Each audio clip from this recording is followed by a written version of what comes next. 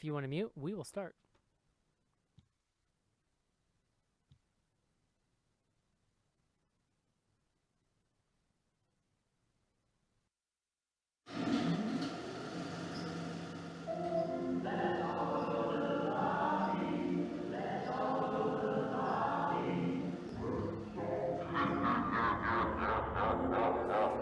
Welcome to Bloody Good Horror, covering the best and worst of the horror genre since Halloween 2007.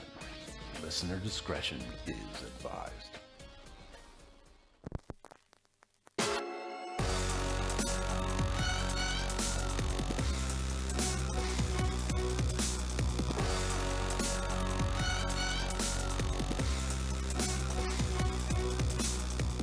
Hello, everybody, and welcome to another exciting episode of Bloody Good Horror. My name's Eric, and I'll be your host for this evening, where we will be reviewing the science fiction film Annihilation, brought to you by one Mr. Alex Garland. Does that sound right? Yeah. Of Ex Machina fame, starring Natalie Portman, Jennifer Jason Leigh, Oscar Isaac. It's a very interesting movie that we're going to talk about very soon here in the show. But first up, joining me, this has to be the first time this has ever happened. Folks, it's girls' night here on Bloody Good Horror. Yes. You might say the Danger Girls. First up, joining me tonight, please welcome Sophie to the show.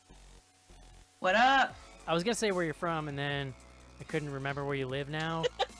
Delaware? I live in Kansas City, Missouri now. Do you really? Wow. Yeah. From Kansas City, please welcome Sophie to the show. Woohoo! Yeah, and we know where this person comes from. Yeah. That's right, it's Hotlanta. Please welcome the High Priestess of Books at Bloody Good Horror, Cece, to the Hello. show. Yes, it is very hot right now. You know, I was wearing a parka like 3 weeks ago, and now it's literally 80 degrees in March. What's so it like to almost, like you said you thought you were coming down with the flu? What's it like to have the flu when it's 80 out? It's disgusting. Like, I'm sweating, and I've got the chills, and I kind of feel like I've been microwaved. It's just horrible. I It is imagine the though, legitimate word. it's easier to break a flu that way.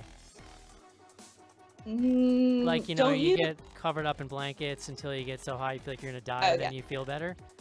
Several of my friends just like to exercise through it. Yeah. And see I'm That not sounds about it like obscene. that. Nobody Yeah. should do that. What I used to do is I had the first generation of MacBook Pro that was had an aluminum body. So this was like 10 years ago maybe, and they hi Cece's dog, and they built the heat sinks really badly. So they were like the aluminum. Well, I guess maybe they built them well, but the aluminum body would rise to like 900 degrees Fahrenheit. So if I had a fever, I would like sit, you know, balled up with the laptop on my lap, and then like put a blanket over me and just let the heat like rise up and cook me while I was like watching a video or something. It was great. I guess I could try that. We might see that happen because I'm currently laying in bed with a pillow holding the computer up. So, and I'm also sitting on a heating pad. So, you know, I might just like spontaneously combust before the show is over. Nice. Nice. Just heads up. It might really be ladies' night and end with And you can only see that if you're a patron. yes. So we got a couple things going on tonight. We're going to talk about some Annihilation. We got a little bit of housekeeping business going on. First off, Sophie, you want to talk about what tweet with BGH? Yeah, so as was discussed, I believe last week or maybe 2 weeks ago on the show, the Tweet with BGH gang, Evan, Spencer, and I, we've had a come to Jesus moment and decided that we're just going to go back to doing straight up Twitter and not do a video. It just seemed like it was hard to coordinate everyone's schedules, and I think the people playing along seem more active on Twitter than the video aspect of it. So Right, we will be back on Sunday. For a while, you were doing like you know, live streams, like a Spooktacular sort Right. of. Yeah. Right. So we're going back to analog, sort of, and we're gonna go. We'll be doing one this Sunday, which is March 11th. We're gonna be, or I guess it's next Sunday. It's Next at Sunday. Yep. Guys, work is killing my brain. It's next Sunday at 8 p.m., March 11th. We're gonna be watching Dismissed Yeah. on Netflix, which apparently Cece has seen. So now I feel like she's got all the goods on this movie we're about to watch. I mean, I did pay to see it. I've rented it on like iTunes or something. And I Did will you rent say, it because Dylan Sprouse was in it? duh. And then I I mean, that's was why like, I liked it. yeah, I was like, oh man, this kid is like a kid, but I was still high on my Riverdale binge. So Who is Dylan? Why does that sound familiar to me? he's one of the twins from Oh, those kids. Didn't The one of those Sweet kids? Life. Didn't one of those kids become like a crazy religious nut and like join a cult? I don't think I that don't think Oh so. yeah. Oh yes. Yep. Yes. One of them it did. I don't is. know Oh, if it was this one, but yeah, one of them was like left Hollywood and was talking about how evil it was and blah blah blah. Oh, it's probably the other one because his brother is definitely like in several movies and What's he's the in Riverdale. What's the other one's name? Cole. Dylan Dylan and Cole.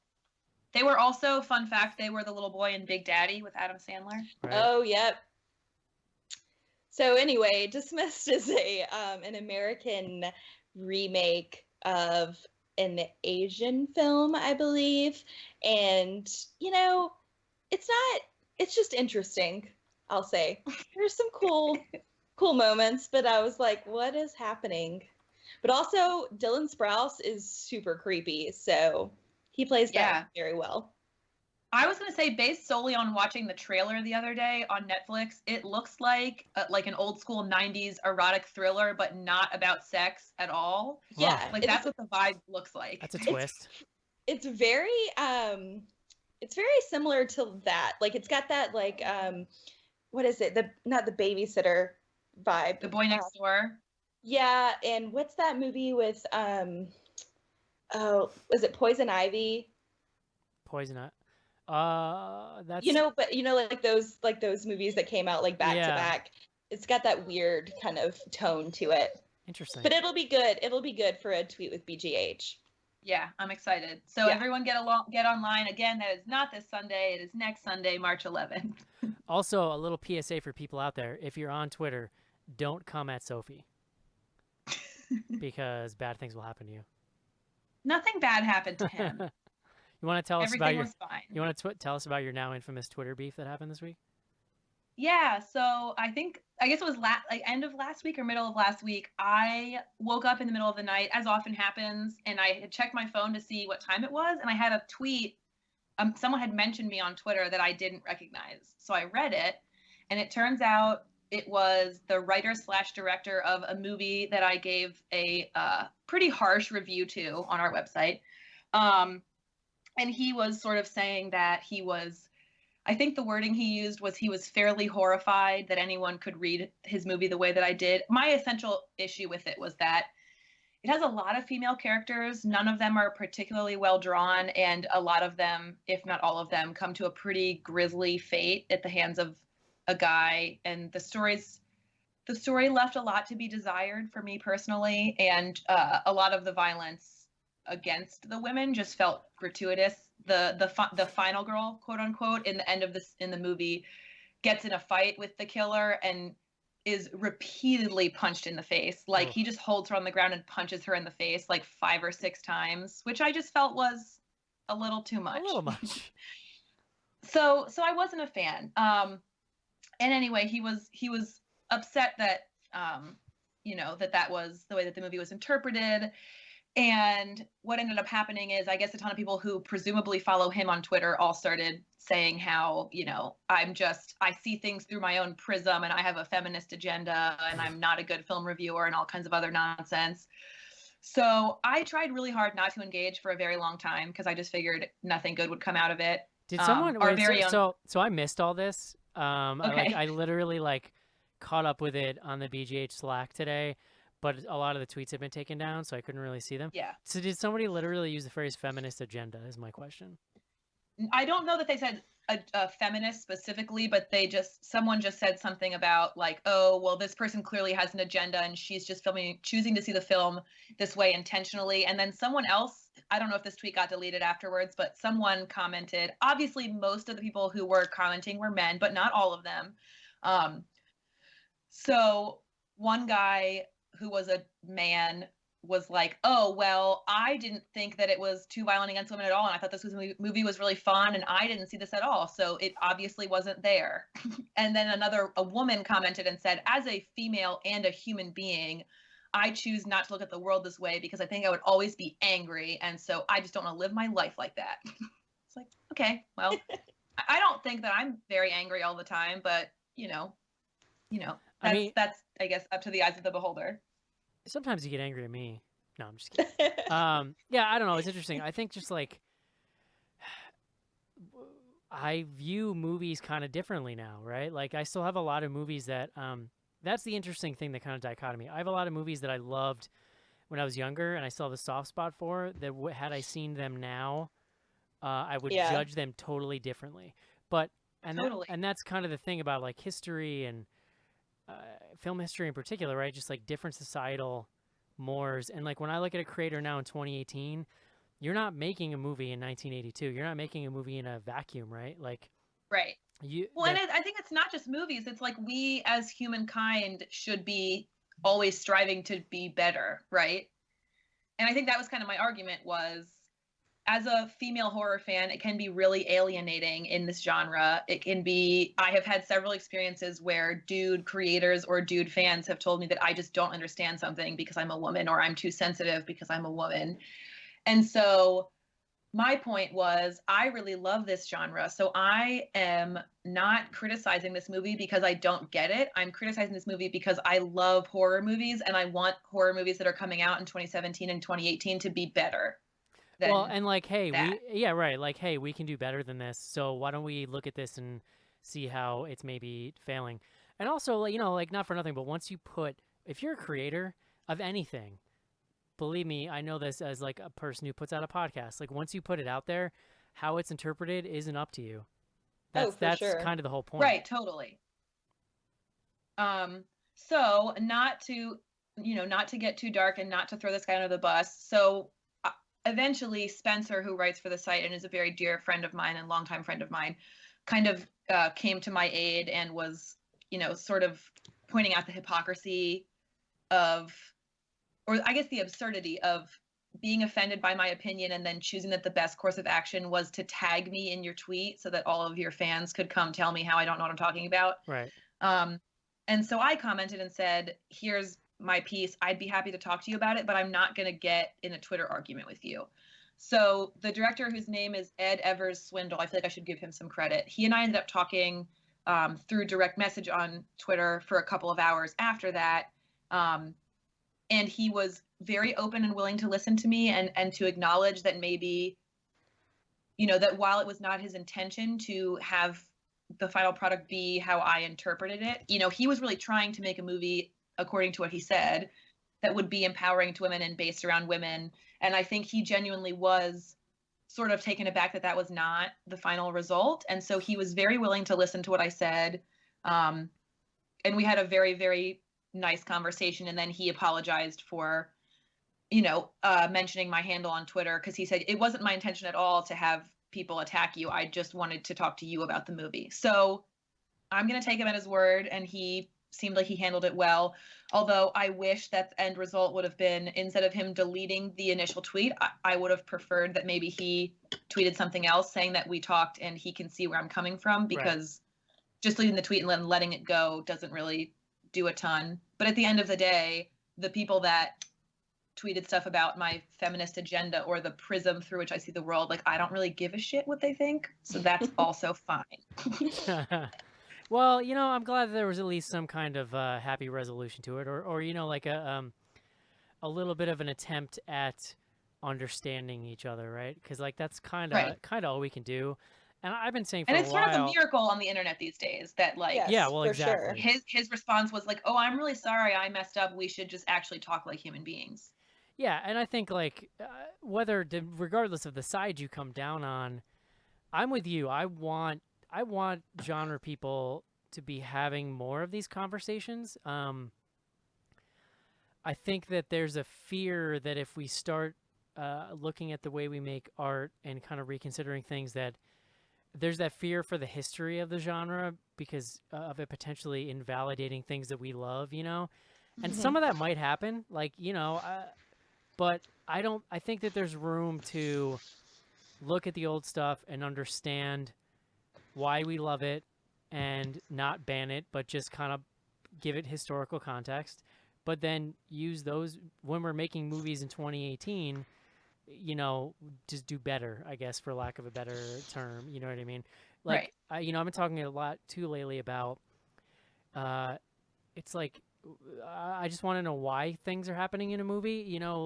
We watch, like, to me, a child dying in a movie can be a really cheap way of garnering sympathy. But then, like, a dark song is one of my favorite was my number one of the year. And why? Because A, it's not gratuitous. We don't even see the kid die. And B, literally the entire movie is about a woman and her dealing with grief.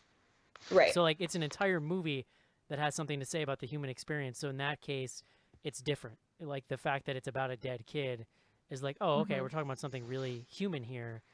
And I think the same lens could be applied to, okay, why, like, maybe this female character has to die here, but do I need to linger on her for 20 seconds while this dude just punches her in the Right. face? Like, that kind of thing. Well, I think it has to do with if the movie has other things to offer. So people who listen to Bloody Good Horror or know me at all will likely be aware that John Carpenter's Halloween is one of my all-time favorite movies. There are absolutely valid arguments to be made that gender is not handled super well in that movie, but I think that that movie has enough that it offers to the conversation that, like you're saying, it's not worth throwing that movie out, but you can watch it understanding that we maybe wouldn't make it the same way now. Oh, dude, 100%. And I'm the same way. Like, Halloween, my top of all time. But, like, the car strangulation scene is a scene I could super do without when I go back and watch it. It goes on for so long, and she's, like, making these weird noises, and, like, he's breathing heavy, and I'm like, this is weird, you guys. But, yeah, no, I'm with you 100%. Well, nice work. Out there educating the masses, I just need to get one of those. I think when people were mad about my Ghostbusters review a couple years ago, a fan whose name I won't remember, and I'm so sorry, posted on our Facebook a picture of a mug from Etsy that says men's tears or male tears. I think I just need to buy one of those and like keep it on my desk for days like this. And people on Twitter are really mad that like I was angry because the movie was pretty misogynist. Yeah. Oh man, I'm so sorry. That must be really hard. So Cece, your agenda is for witches, right? You have like a witch agenda. Totally. You just want to bring witchcraft and spooky things to all walks of life. Yes. Yeah, that's my agenda. You want to turn normal people spooky, don't you? You mean, maybe not everybody. I don't know that everybody wants to be spooky, and I'm not sure that the spooky side of the world wants everyone there with them. No, that's true. That's true. We need some trepidation there as well. What's going on with the spooky book club? We are currently reading. Well, we're finishing up the February book, and for March we are starting Dead Souls, which is by J. Lincoln Finn. And just like February, it is already posted on the Goodreads page. A lot of people have already read it and are waiting for some other people to read it to talk about it. So hurry up and read it. You might think get to work. You might think she's throwing shade at me, but I'm not even participating. So. Oh no, I just no.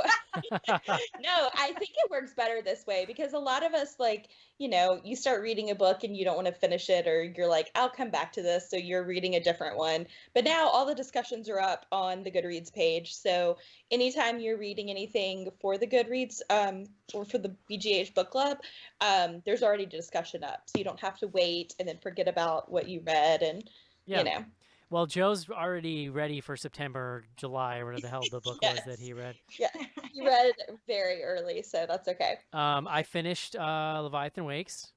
Nice. It is. I enjoyed it. It was fun. Nice. Kind of pulpy. So I haven't. Oh, sorry. No, I haven't read or listened to last week's episode, but now after the movie, do you want to go back and read The Ritual? The Ritual, no, because Schnarr said he super didn't like it, and he said, well, you liked it, right? I think he said you liked it. I liked it a lot. I think there were parts of it that he liked, but it started kind of slow or something. I don't know, which is kind of similar to the movie, I guess. But no, there wasn't anything about that story that I felt like I needed more of. I am though. Like, so I'm reading The Pillars of the Earth right now, which is historical fiction that Schnorr's Nice. recommended to me. It's similar kind of world building to Game of Thrones, but in like a real like Hmm. medieval kind of setting. Then I'm totally gonna read Annihilation because now I'm just fascinated and kind of Yeah, need to know I'm what's Oh, going so on. I can't mad. wait for you guys to read it. I know, I'm so mad. So Casey, like, no, I'm even more mad at myself because Casey recommended it like maybe 2 years ago, and I immediately bought it. Like, I bought the whole, like, I bought the three books in one. So I have the book. It's not like I need to go get it anywhere. I just have not read it. So When you buy We can get books, into this when we discuss the movie, but I think that you might be better off for having not read the book first well, because they're well, super, good. super different. yeah, Yeah. that's what I was gonna say. I actually, after Sophie's reaction, which we'll get to here soon, I think maybe this is the way to go. It's Mhm. holding up my theory that it's always better to just watch the movie and then read the book later, because the movie's never gonna ruin the book, right? The book is just gonna Mm, expand or just do something different. I don't know. I feel like Whereas but if you read a book, you have a really personal vision of what that is, sure. and you have like here put it this way, you are never going to get as much of as you get in a book in a movie. So Well, true. inevitably they're going to bone something up or they're going to leave something out or a character's going to look weird and it's going to bother you. Like that's never going to happen Yeah. with the movie. You're going to watch the movie and then you read the book and it's just different and more, there's more of it, you know what I mean? I think the only thing that bothers me about reading a book after the movie, and I mean you're right because a lot of times the movie, I mean the book, just expounds on a lot, but I don't know.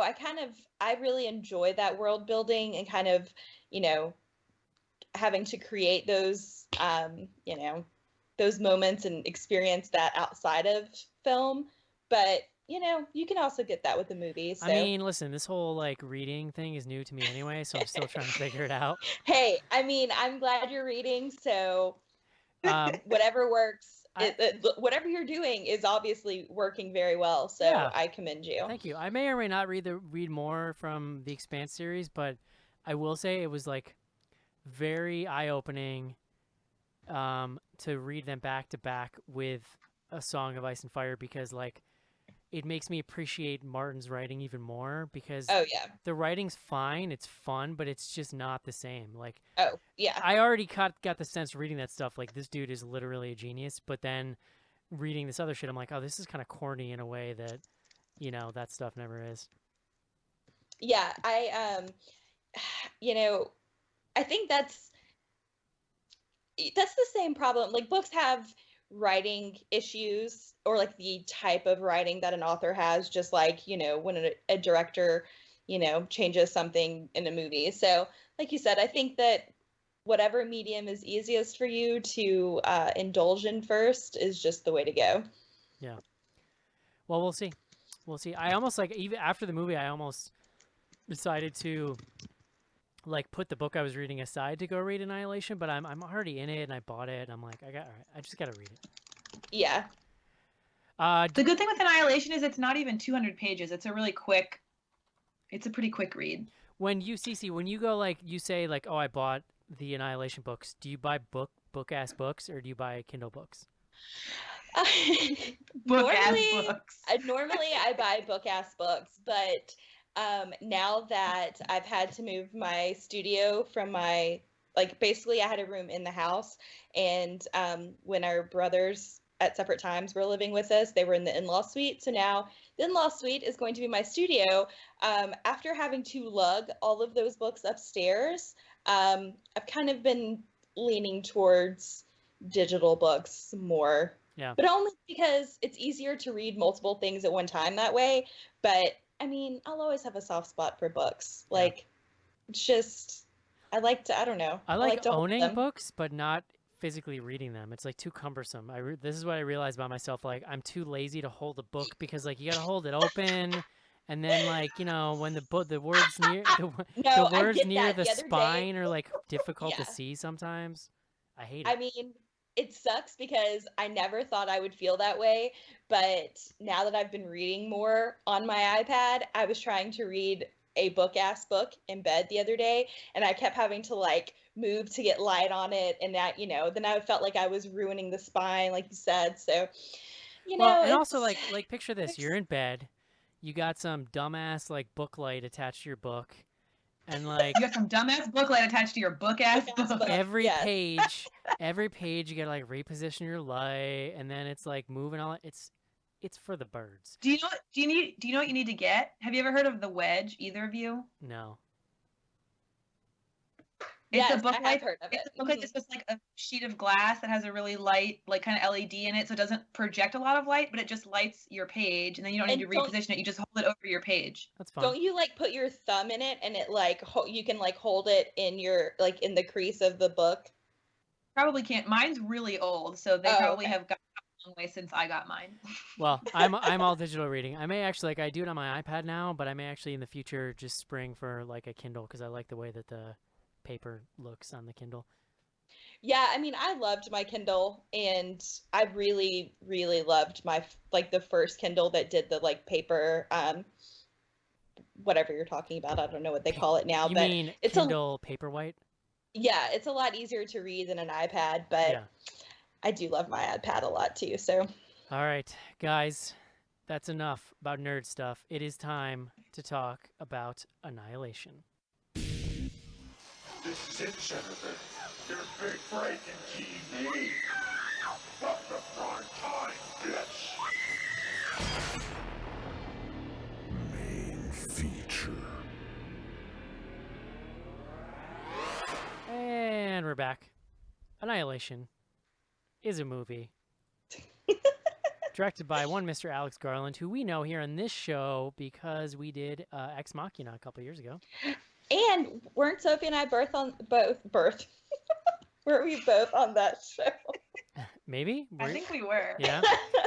Let's see. So he's New tradition. You have to have us both on all the Alex Garland movies. Yes. he's only directed those two movies, but he wrote The Beach, or at least it says novel. Yes. So I don't know if that means he wrote the novel or they adapted it.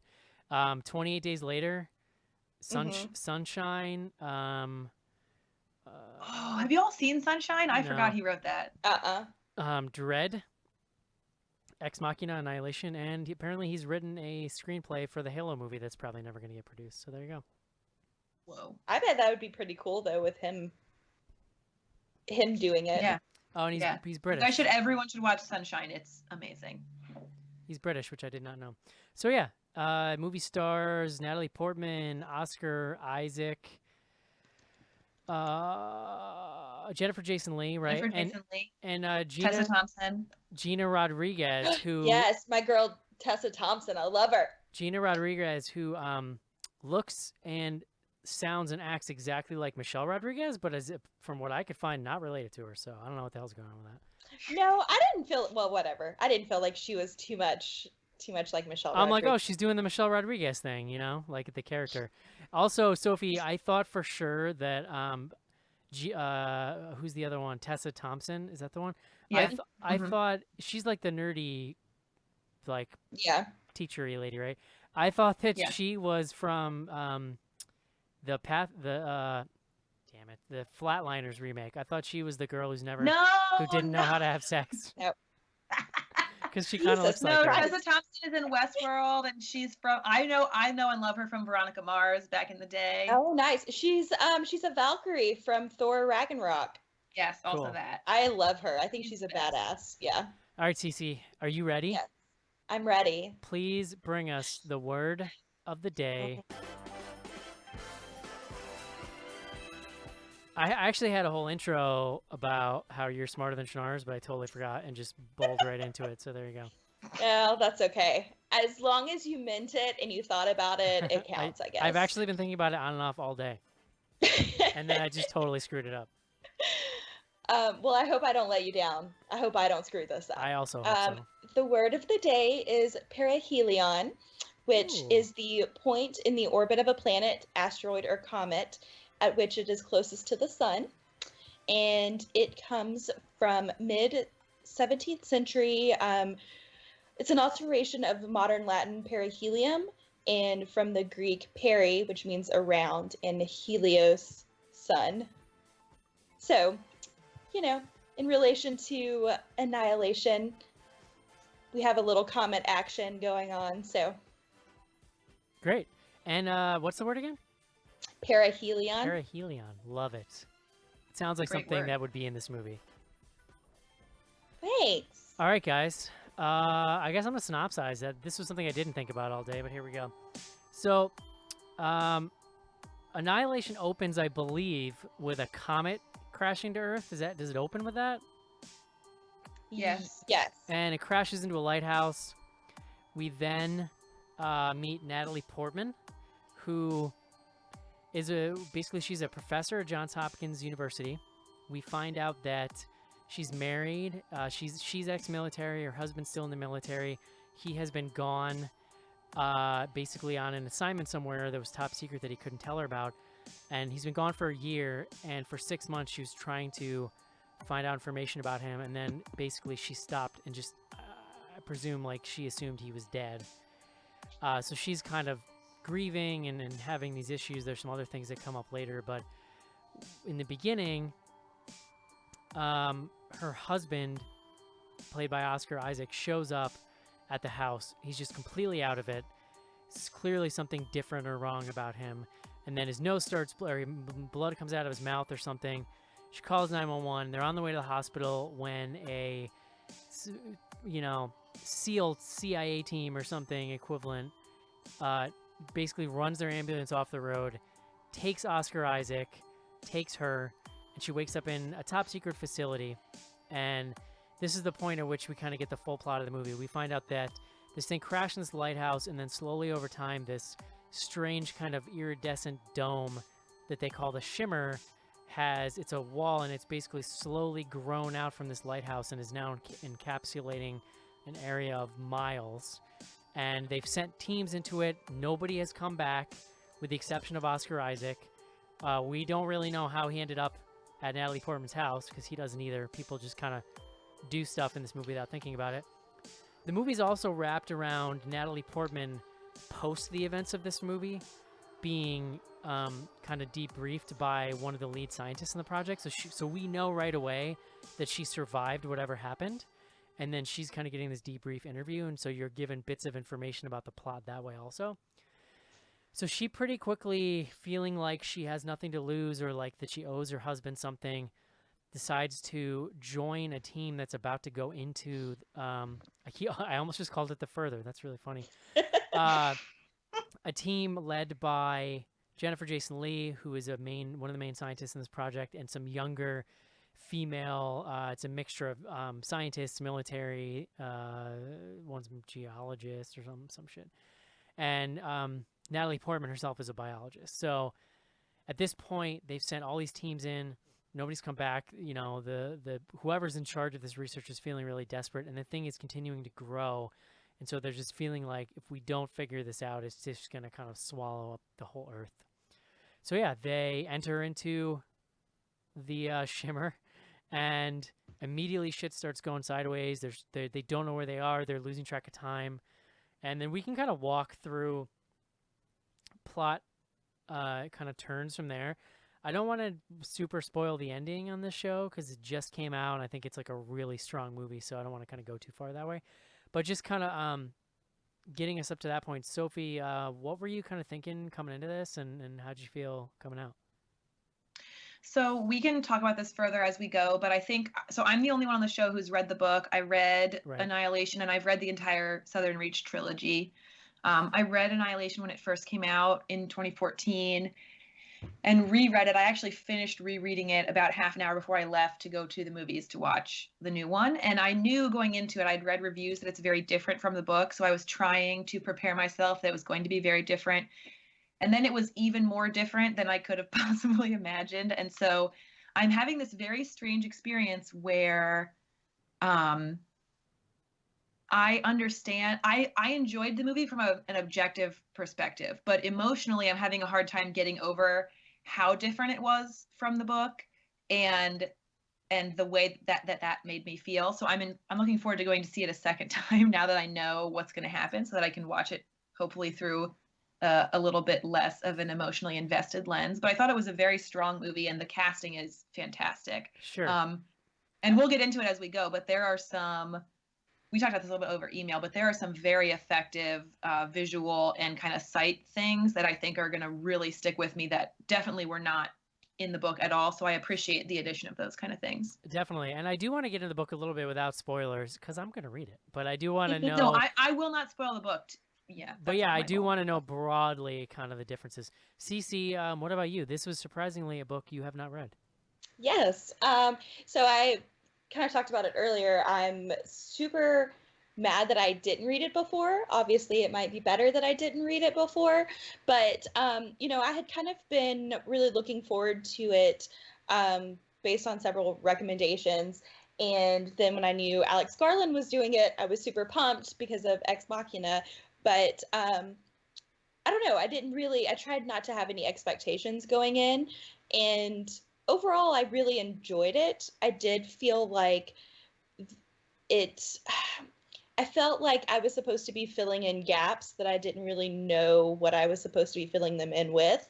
And not that it took away from the plot or, you know, the kind of pacing of the movie at all. I really enjoyed it. And like Sophie said, there's some super crazy visual and just psychologically creepy things that happen.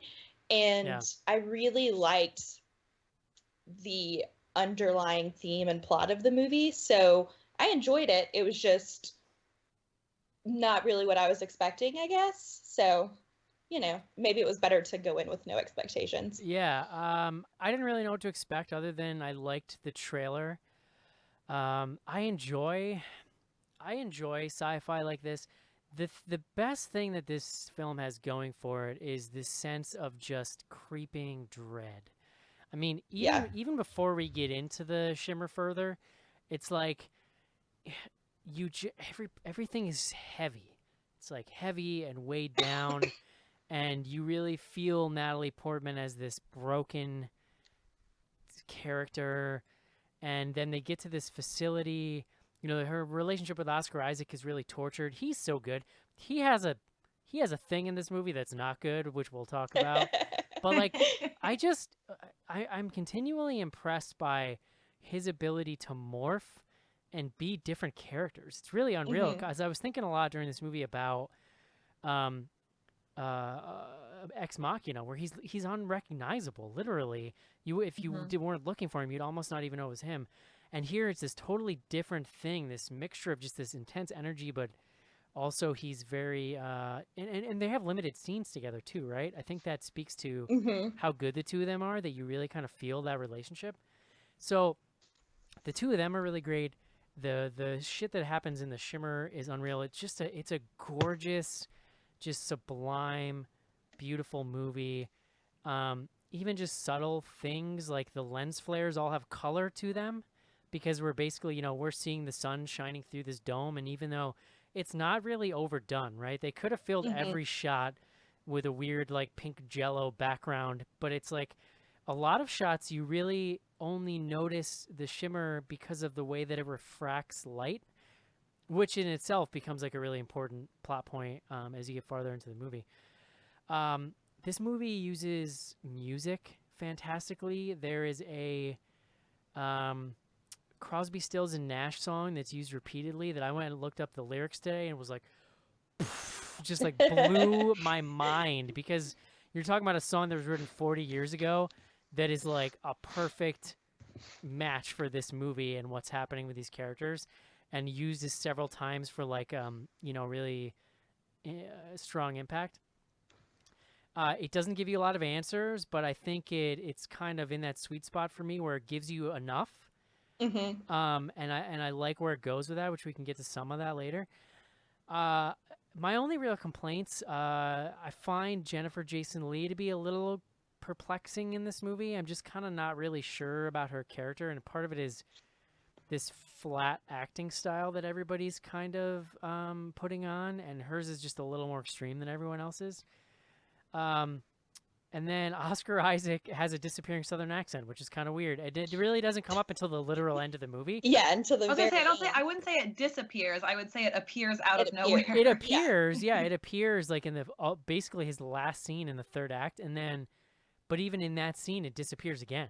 Like it's right. maybe he was, I don't know, maybe he was shimmering into a southern person's being and just like melding with Yeah. them. And also, this movie's like has genuinely terrifying moments. I mean, Yeah. like I was in a packed theater at 10:45 in the morning on a Sunday morning, and multiple people were cringing and like, I mean, you could And tell that people were uncomfortable. It was really it's impressive. also super gory, like where it chooses to be in interesting moments to kind of punctuate the horror.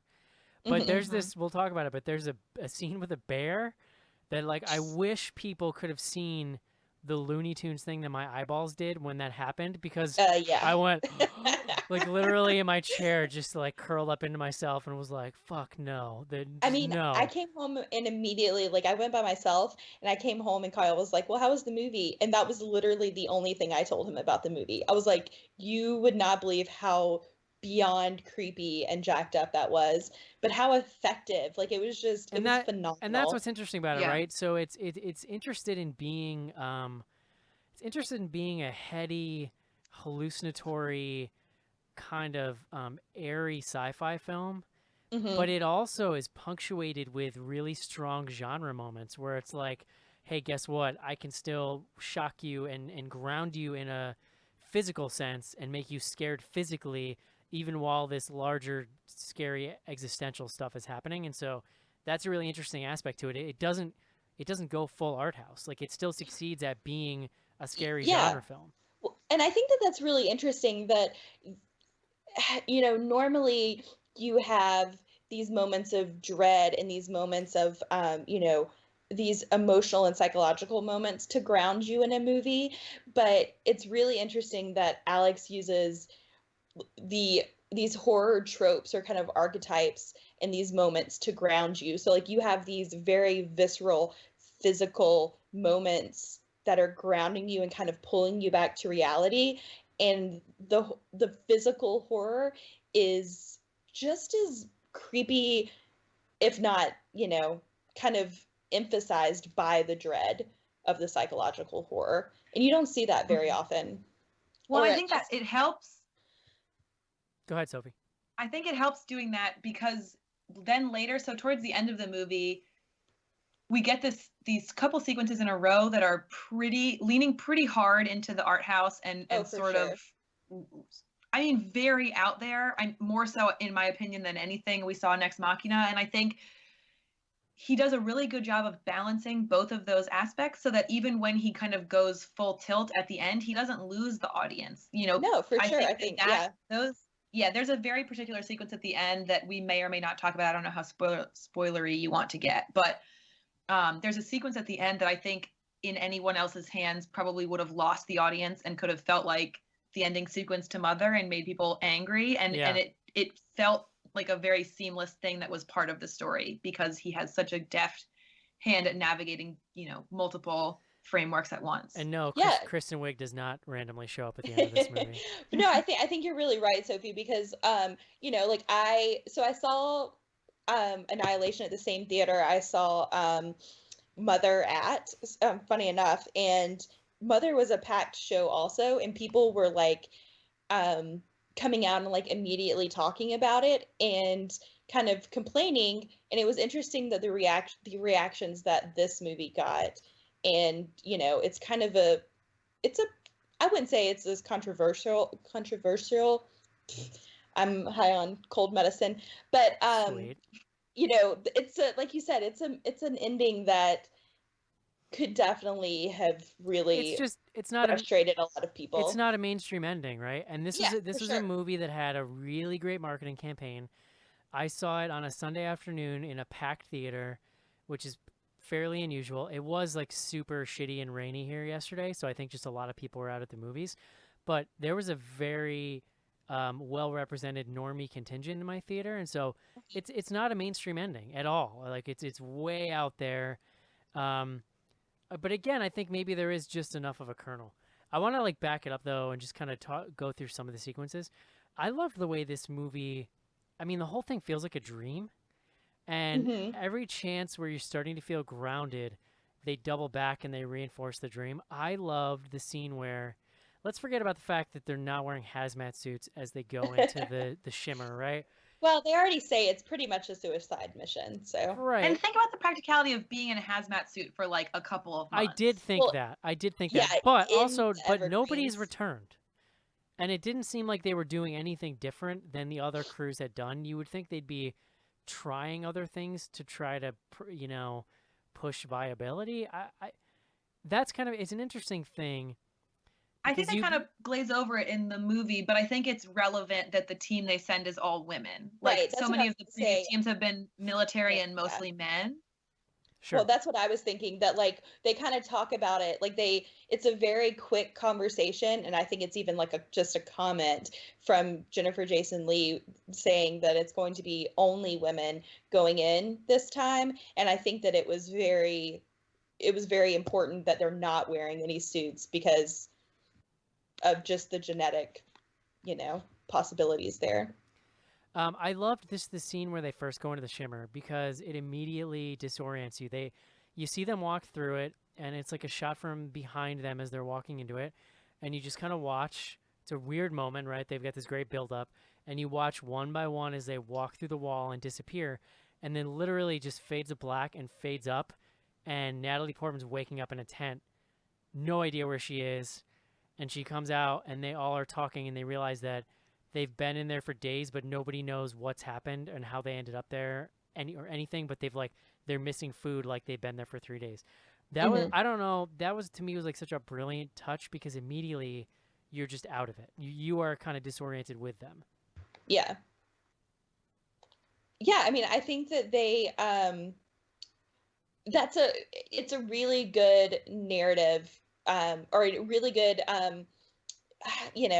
narrative tactic to have introduced it that way, because then for the rest of the movie, you're with them and you're, most of the time they're awake. They only sleep twice, and they talk about that, it's the next day. But it's really interesting to wonder, like, are they really only there for 2 days, or how much longer, are you expecting them to be in the shimmer? And then at the end, when they tell Natalie Portman's character that she was in there for weeks, she thought that she was literally still in there for days. So like you're still left with that feeling of, right, what exactly did happen. And we've already been told that Oscar Isaac might have been in there for up to a year.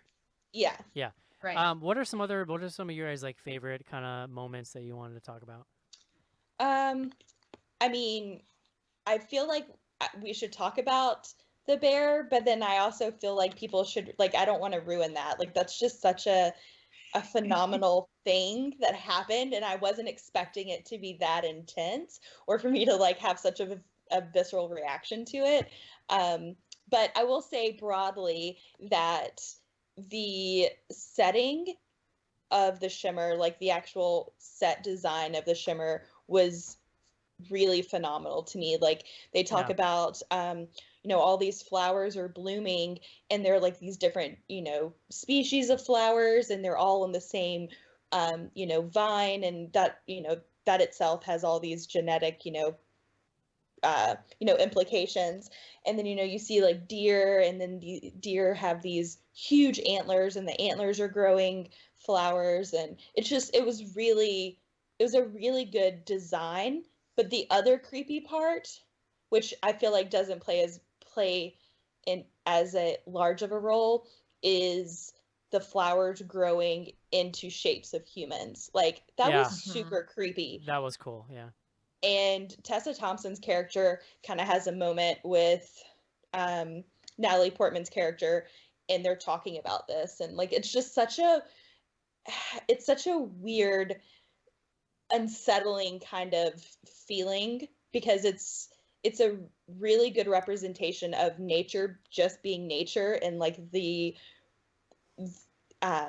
sped up evolution of a cell. And it was super, it's creepy, super but well done. it's creepy, but also like just really beautiful to look at, the flower thing. Yeah.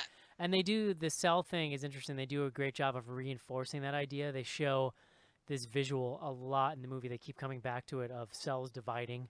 Yeah. Well, and I think the thing with the flower people that felt so unsettling in the beginning is at first it looks like people turned into plants, right? Right. And then Tessa Thompson is explaining that no, plants have somehow refracted human DNA and that's why they're growing the way they are. And there's something about that that is more scary, that Right. that plants are now just doing that. They've somehow, I forget the name of whatever cell it is that, you know, decides the geometry of a human figure, and that's how they did it. Well, But that's what's funny, and not to like, I won't spoil the ending, but like, it's a scary movie, but yet when you kind of see where things go, it's less scary in a weird way. do you think it's less scary? I don't know. I was like, I think left it's more scary. I and see. was Here's the thing. super unsettled. I don't think there's much of humanity like left to save, if that makes sense. Oh, well then, okay. Do you and mean Kyle right now or in the movie? The idea, like, just general, like my feelings on, you know, now when I see a movie and the whole tension is, what if humanity dies? I'm like, oh no, that would be terrible because we're so awesome. Like, we're nailing it right now, so that's a bummer. Like, so that's, it's that as a source of tension for me is a little weak I these mean, days. I get that because Kyle feels that way, and you know, I'm kind of glad he didn't see this movie because I feel like that would be his reaction to it, and I don't know that like it's as much as I didn't feel uneasy, like, you know, the fact that, I mean, if humanity ends, humanity ends. Like, what can I do about it? But I just thought that it was a really great, I don't know, like, it really brings home that nature doesn't care. Like, we're the only species that are that's like actively doing something. Not, I wouldn't say, I feel like nature has a consciousness, but like we like to I don't know, like, we like to assign motives and right. intent to things, whereas to me some of the most interesting sci-fi, and it's similar to like some of the vibe in Prometheus, is like we put so much importance on the meaning of things. That's it. Yeah. Whereas sometimes things happen in nature and things happen cosmically that don't give a shit about meaning or reason. They just happen. And I find, well, it's because humanity thinks that we are so like separate and apart from the rest of nature that like if it hurts us or affects us, it has to be for a reason, not just like no. Right, you're it's a like part of that. everything It's that. It's an egocentric thing, and kind of feeling like we're the center of everything. When a movie like this is kind of aiming to show us how small and insignificant we are. Yeah, and I think that like I feel like that really was a point that was, you know, nailed multiple times in this movie, especially at the ending. Totally. Deaf. So while we're on the topic of things that we really like about this movie, I don't think this is too much of a spoiler. Once they get, because they show part of it in the trailer, but once they get into the Shimmer, they find a USB drive, I think, that they put into their camera, and they see a video that the previous expedition recorded, and it's a bunch of dudes, and they're standing in very shallow water, but they appear to be inside of a building, and then the camera shows, and it's all only lit by the light on the camera, so it's very dark and kind of has a spotlight effect. And we see this guy who is restrained in a chair, and he looks very uneasy, and then Oscar Isaacs whips out a knife and just starts like carving into this guy's stomach. And when he peels the skin back, all of the guy's intestines are moving like they are snakes or something. Yeah. Real weird. And obviously the guy dies. Obvious. But that sequence was so horrifying to me. Watching that guy, because it's not long enough to be gratuitous, but it's just long enough that you have to watch this guy try to remain calm while he seems to be willingly cut open and then die. Well, because it's presented, it's found footage, right? Like that's why that scene is so effective. Right. And then later they find, so once they watch that, Jennifer Jason Leigh's character's name, who is named Ventress, just walks away, and they all follow her to a indoor swimming pool that is mostly empty.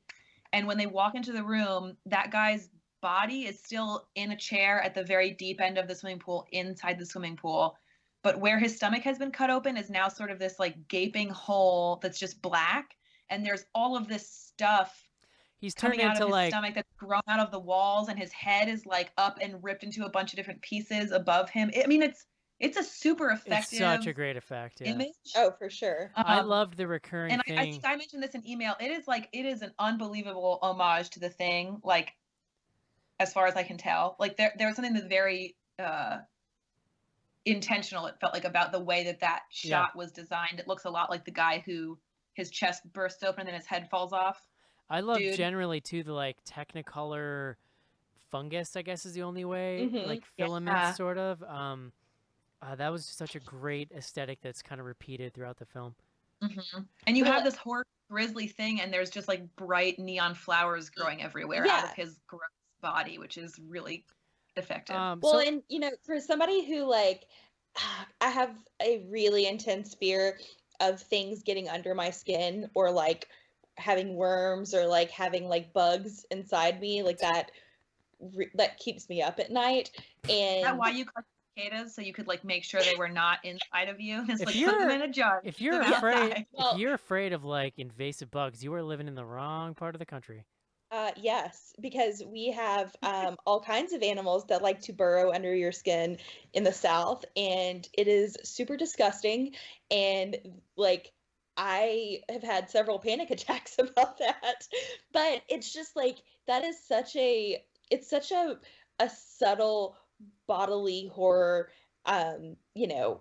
Like, they're around all this stuff that they're breathing in, and that they're touching, and like, nobody's wearing gloves, like nobody's like really worried about anything, and they keep getting these like bruises that are growing, and just I mean, it was, even subtly, the movie is very, very creepy. Yeah. Faux show. Sophie, talk to me about the book a little bit. Okay, so I'm gonna avoid any major spoilers and just give you an idea And of how the book is different. It's a 3-part series, right? So like, the way this is set up, there could be a sequel, but I don't think there's going to be. It doesn't seem to me like something you'd make a sequel to, but I guess I could be wrong. Well, so I think the thing that will be interesting to see is that, so yes, this Annihilation is part of a trilogy. The other two books are called Authority and Acceptance. I believe in that order.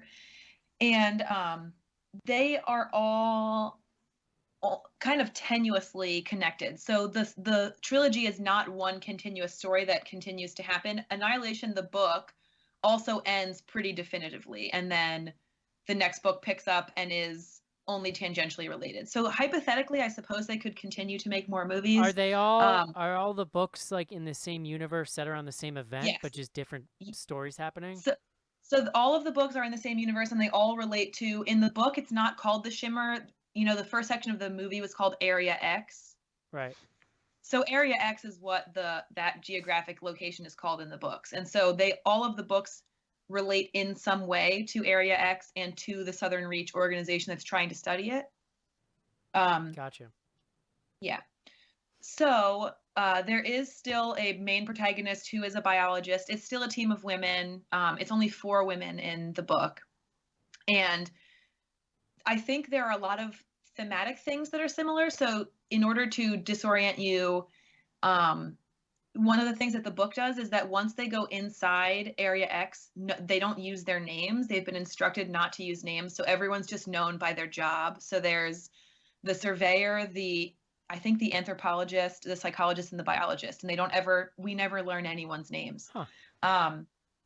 The other big difference that I think I found the most disappointing, although I'm open to feeling differently when I watch it again. So the biologist's character is the protagonist and the narrator in the book. And her husband did go into Area X before her, but she knew he was going, and she knew that's where he was going. And he still, similarly to the movie, shows up and doesn't remember how he got out or anything that happened. See, I kind of I like what they did here, and again, it's like it's the benefit of having watched the movie first, so that's kind of my version now. But it lends itself to the disorientation of the movie, that she doesn't know where he is, and he just shows up out of nowhere, and like they're because a lot of is made in the movie too of their emotional distance from one another. Mhm. So the fact that Right. he doesn't even tell her kind of adds to that. So the other thing I was going to say that is very different is that in the book, I wouldn't say that their marriage is in trouble in the book, but it's a very, they are not by any means like a lovey-dovey couple. And the protagonist or the biologist is really not a super relatable character. Like she is very, very introverted and like what is the product of parents that were kind of like dysfunctional. So whenever she talks about her husband, it is in this way that sort of feels like she cares about him but doesn't really know how to show him that, and they have a very weird Well, I don't know. relationship and marriage. And so in the end of the book, she ends up saying something to the effect of, like, I wish I could say that the reason I was here is because he asks her before he goes, if I don't come back, will you come after me? And she doesn't answer him. And she says, I wish I had answered him even if I said no, and I wish that now I could say I went in to find out what happened, but that's not why I'm here. And so there's something I found a lot more compelling about her character in the book. Yeah. Well, I mean, you have all that because space she is so unbelievably hard to relate to. You have all that space to develop it too. I mean, Mhm. she is weird in this. I mean, not weird, Yeah, but she's still very weird in the movie. She's kind of like I mean, for sure, but off-putting. I had a hard time watching like all the flashbacks to like her marriage to Oscar Isaacs again, only because that just felt like not what I don't know. I'm pretty sure wanted. I could watch the two of them roll around the sheets all day, but that's just me. They're two very beautiful Eric, people. that is for your own personal search history. Into it. Cool. Was there anything else you guys want to bring up? I think we don't need to like go too deeply into the ending.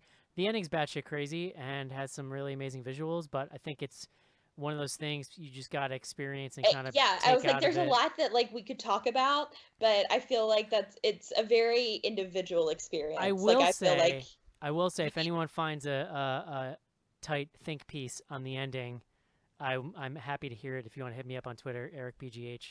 Please include me on that. Yeah, I'd love to have a smart person explain the ending of this movie to me. I will say the fun fact I'll throw in for y'all and anyone who listens without any spoiler is there is a semi-humanoid figure that shows up later in the movie who is played by the woman who dances with Oscar Isaacs in Ex Machina. That's amazing. Nice. Thought you might want to know that. Yeah. Actually, you know what? I want to talk about Ex Machina compared to this a little bit, but we have a question about Alex Garland for Ask BGH, so we'll just wait.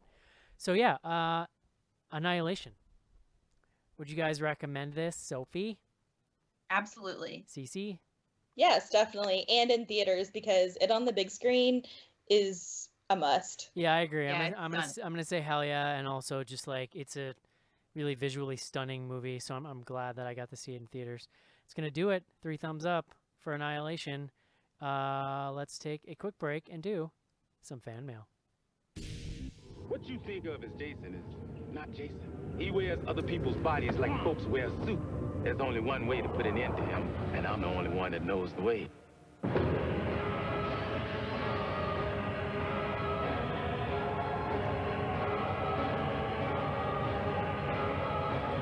Jason Voorhees is dead. I don't think so. Jason Goes to Hell, the final Friday, rated R, now playing. Hey, this is Noah Hathaway from The Neverending Story and Sushi Girl, and you're listening to Bloody Good Horror.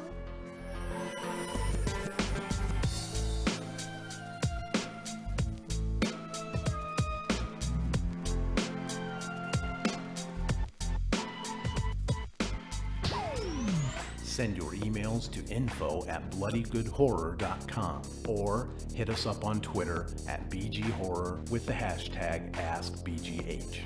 And don't forget to pick up back episodes of the show at podcast.bloodygoodhorror.com.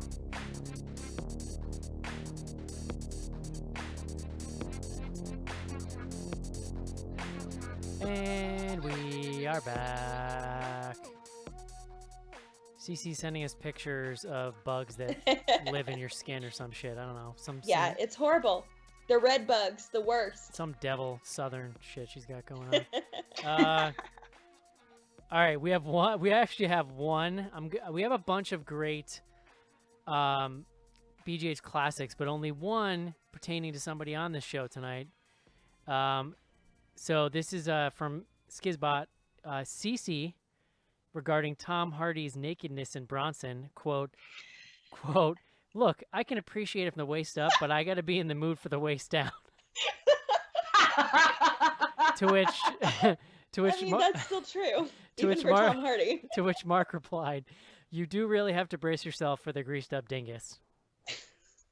That is episode 325. It follows. I did not know you were on that show, Cece. So there you go.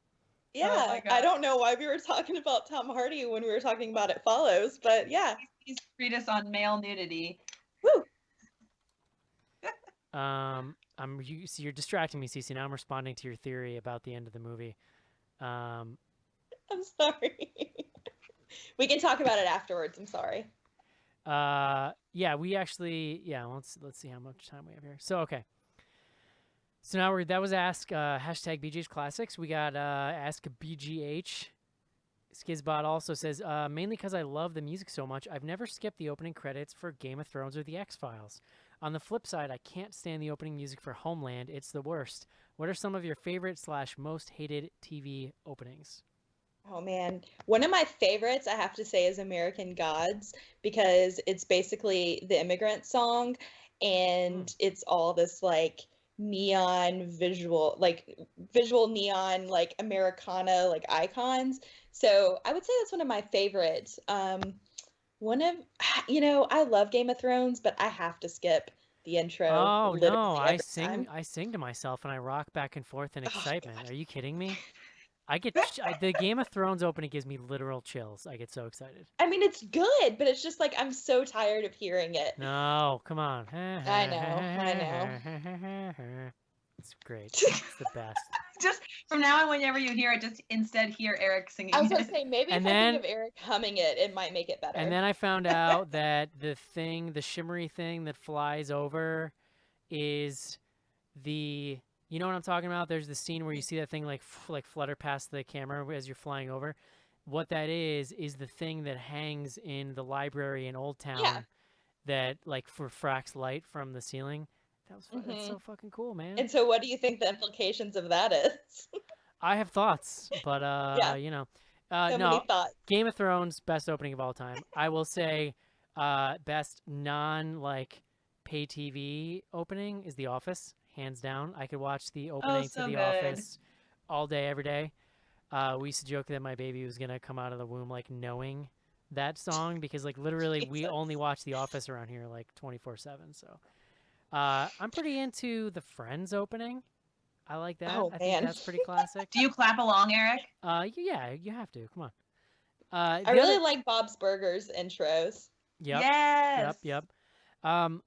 I think it's old at this point, and the show really went into the crapper. But I think the opening to Dexter, I think is why we have so many good TV openings now. That was so mind blowing at the sure. time, Oh yeah. and that was another one that I would just hum to myself, and I loved all the little moments, and it's so good. Guys, I just saw Game Night, and Michael C. Hall has a surprise cameo in that movie. Does which he? is shocking. Oh. I was not ready for it, but it was great. I like the Westworld one a lot. Another one. Yeah, Westworld is good. But we've been watching. We were watching How to Make a Not How to Make a Murderer. What's the one called? Making a Murderer? Yes. Wait, that's the one with the '70s FBI guys, right? No, that's you're thinking of Mindhunter. Mindhunter? Mindhunters. The opening to Mindhunters blows. It's literally Yeah, it's really bad. I thought you were gonna say it was good, and we were it's gonna have to, three times. It's 3 times too long, and it's like the beginning of a good opening, but it never starts. It's just a weird. Yeah, it it's, has no right to be as bad as it is because that show's pretty good. It's so bad. It's just shots of a tape recorder and then gore cut in, and the music is boring. Yeah. It's really bizarre. I don't get it. Really bizarre. Yeah, good question. So I'm gonna make some plugs. The Leftovers has a great Oh. opening. Every single season is great and a Yes. little bit different and just stunning, and they pick great music and it's amazing. Yeah. Also, I don't know if either of you watched the TV show Review on Comedy Central with Andy Daly, where his character literally reviews life experiences. It's great because he reviews the premise is he's on this cable access show where he has to review whatever people ask him to review, and that can be things that are innocuous, like what is it like to go to prom, or what is it like to murder someone, or what is it like to get a divorce. And he just like blindly does all these things. And the opening sequence includes every season they're different, but it's like things that he never does in the show. So for example, I think it's in season 2, it says like reviewing babysitting, and it's just him and like cops looking through a field, and someone goes, I found something, and that's it, and you don't ever learn anything else about it. So that one's great. And my final one that I just have to say is I've been rewatching Buffy the Vampire Slayer, and while the opening credits not always spectacular, that theme song is so dope. God, so good. Yeah. I mean, he mentions the X-Files too. That might be the ultimate song. Oh, like, the X-Files opening is also a great one. And I don't know if either of you watched the new season of X-Files, but they had an episode where this guy is like, I was with you guys too, and you're being mind controlled. That's why you don't remember. And so in the opening credits, they like add him into all the opening credits. Oh, that's awesome. That's awesome. I like the X-Files back in the day, but never stayed with it long enough to get the mythos stuff. So now when it comes back, I'm like, no, I need to go back and like watch it all. And I don't like, who's got time for that? Honestly, you could watch the season that's currently on, which is like 11, because they're not doing anything with the mythology at all. It's almost entirely Monster of the Week, and it's very meta about it being back on TV, and it's great. Like the one that they did last year was kind of hit or miss, but this one's really good. That's like probably the way for them to go right now, right? I mean, because yeah, that's where to go. Yeah. All right, we got another one from Skizbot. He says, it sounded like I watched this film in a tuberculosis ward, and the woman next to me spent the runtime of the movie clearing her throat like she was choking on a chicken bone. So anyway, do you still enjoy going to the theater for the full movie experience? It's funny he says this because the dude next to me sat down and immediately, like, heavy, wet coughed, like in that kind of cough where you hear it from their lungs. And I went, my hackles raised immediately, and I was like, ugh. But I will say two things. He pulled his sweatshirt up over his mouth for the entire movie, and he did not cough again. Oh, that was very sweet of him. But it was a noise. Very the noise I heard, there's something not good going on inside that dude's body that I was I still love going to the theater. Like, I still feel like it's a really, like, I grew up going, like, we would go a lot, and it was always a very special, like, time. So I still get very excited. Like, I hate missing, like, opening, previews, opening credits. Like, I have to be there. I like to be absorbed. Granted, it does suck when you have people who are like total assholes during the movie, but I feel like more times than not, it definitely pays off personally for me to go. Because I go to Saturday and Sunday matinees now, it's almost never a problem. It's mostly adults. It's people who really want to be there. Also, I just kind of take it a little less seriously than I used to. So really the only thing that really gets to me, though, is that, like, if somebody's really sick at a movie, if you go to a movie and you're so sick that you're, like, coughing and sneezing, like, you're a dirt person, and you need to rethink your life choices, because stay home. Just, like, infecting everyone else in the theater, and that's horseshit. I think the other thing that makes a huge deal is that for the first time in my entire life anyway, I'm living somewhere that I have access to like 2 to 4 really great independent small theaters that are within like a 10-minute drive of my house. And so I feel like my theater experience has been dramatically different because they're way smaller indie theaters. And so you get audiences that are way more invested and aren't just there because like they have time to kill. Yeah. And you have the added experience of like the people that work there are super excited to be there, and it's just a different vibe. So I feel like you just gotta, if you have the opportunity to find a theater that's not like a Regal or an AMC, that can make a huge difference. Yeah. I agree. Next up, Bruno. I'd love to hear, no, I'm sorry. The next one's from Ryan. Is there anything funnier than when Eric keeps trying to say something and he can't get it out because other people are talking and you can tell he's getting extremely frustrated? Oh. Yes, I love it. No, you know what it is? Ever since a few years ago when I rewired our show so that the people on Skype could hear the bumpers, it created a weird thing where if everybody's kind of talking at once and I talk, nobody hears me. Like, people only hear me if almost nobody else is talking. So it's like, I mean, it's the video, people can see if I'm trying to talk or not, but it's fine. I'm used to it. I have a friend out here in Kansas City who is starting or likes horror movies, but his wife doesn't, so he hasn't watched them in a while. And he has started listening to Bloody Good Horror because I write for the site. And he listened to one episode and he said, I really liked it, but I feel really bad for whatever that host guy's name is because everyone always interrupts him. And that's Yeah. exactly what I said. I was like, no, it's just because the way his keyboard or like mic set is set up is that people can't hear him sometimes. Also, And he's like, no, you guys are jerks. You just yell over him all the time. no. Also, don't feel bad for I was me like, he gets because kids, it's okay. don't feel bad for me because before that change happened, I spent like 8 years shouting over people. So like it's fine. I can handle it. I'm a big boy. Next up, Bruno. I'd love to hear you guys talk about some of the classic Godzilla movies. You could do that before the new one comes out. We could. None of us really are into that, so I don't even know where we would I was start. gonna say, I feel like Andrew is into the Godzilla movies, and maybe Casey. Sounds like something Casey might like. Yeah, I don't know. Not me. I'm sorry. At one I mean, I point- like them fine, but I don't keep. At up one with them. point, when I had a lot of room and I was just buying VHS, I bought like 10 classic Godzilla movies on VHS. Never watched a single one. Ended up throwing them out eventually. So there you go. That's how I feel about Godzilla. Robale says Alex Garland underrated or overrated? I would say he's pretty well rated. He's I pretty would say well. he's appropriately rated. Yes, he's I think appropriately that, rated. like, you know, overall, I think Ex Machina might be a better movie than this. But if that's the case, it's because this is so ambitious. Like Ex Yeah. Machina is an incredibly tight film that only has a few actors in it, knows what it wants to do, really well written. Like for all we know, that might be a once in a lifetime movie for a director. You don't really know that. Like this is a really great film, but if there are parts that are a little sloppier, I think it probably has to do with how much he's trying to kind of bite off, if that makes sense. No, I think that Yeah, that's this movie really is so much accurate. broader. Yeah, you're right. because I mean, Ex Machina, like there's just so much mythos around, you know, like you have a Judo-Christian like mythos for a foundation, and you know, with Annihilation, you have you're just like you said, it's more ambitious and it's giving you these questions and the answers that you're looking for are there, but it's not the ones that you're used to or that you are really readily wanting to accept. And I don't think that that's, you know, an easy pill to swallow. Right. Yeah, I mean, he certainly gets a ton of praise for Ex Machina because of just how bananas good that movie was. But I mean, this movie, I mean, visually, and I mean, I really liked it a lot, but I mean, arguably, I can see Ex Machina being better. Yeah. I mean, they're both amazing movies, so it's kind of a, you know, Yeah. it is what it is.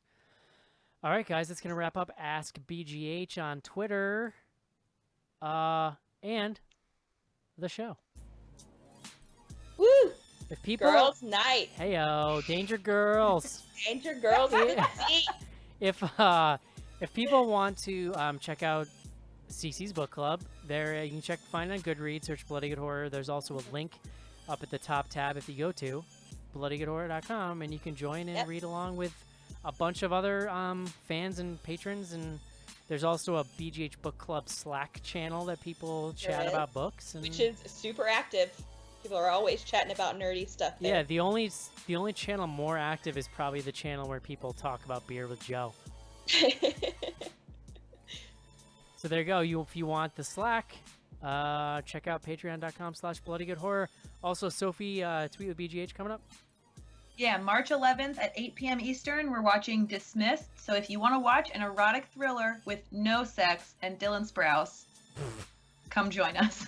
I mean, there is kind of some sex. Oh my gosh, you guys, there is kind of some sex. Who doesn't? And Dylan Sprouse. You sold me, Sophie. I'll tell you what. Oh, man. Yeah, thank you guys for joining us. I'm not sure what we're doing next week because I'm not the one who keeps track of that. So check us out at BG Horror on Twitter, and I'm sure we will come up with that sooner rather than later. Anyway, guys, that's going to do it for Annihilation. Hope you enjoyed the show. We'll talk to you soon. Goodbye. Bye-bye. Bye-bye.